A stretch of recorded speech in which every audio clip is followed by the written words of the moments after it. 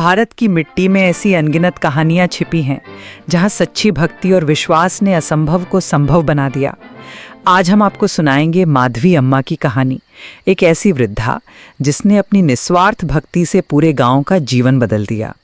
धर्मपुर गांव में रहती थी एक वृद्धा, माधवी अम्मा।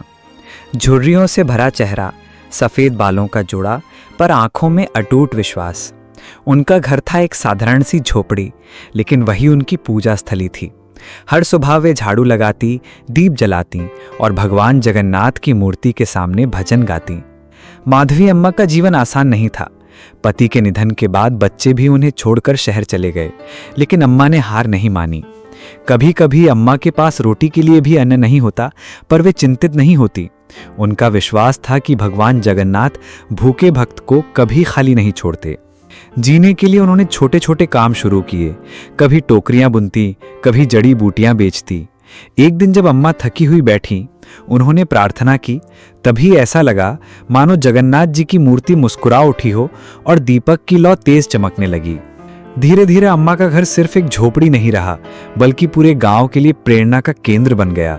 बच्चे वहीं पढ़ने आते, औरतें काम सीखने आती और हर कोई अम्मा को गांव की मां कहने लगा।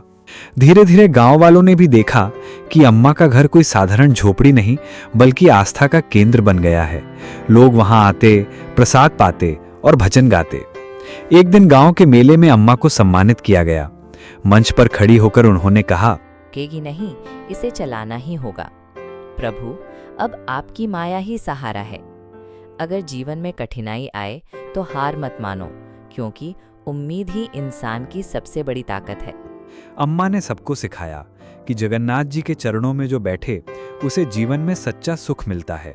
धीरे धीरे उनका छोटा आंगन भक्ति का दरबार बन गया। माधवी अम्मा भले ही बूढ़ी थीं, लेकिन उनका हौसला जवानों से भी बड़ा था। उनकी कहानी सिखाती है कि जिंदगी में गिरना बुरा नहीं, लेकिन उठना जरूरी है। बरसात का मौसम आया, झोपड़ी की छत टपकने लगी। अम्मा ने पुराने कपड़े और तिनके जोड़कर छत को ठीक किया। गांव वाले बोले, अम्मा, आप आराम कर लीजिए। लेकिन अम्मा मुस्कुराईं। उसी रात अचानक तेज बारिश हुई। गांव के लोग भागते हुए अम्मा की झोपड़ी पर आए और बोले, अम्मा, अम्मा, आपकी भक्ति ने गांव को बचा लिया।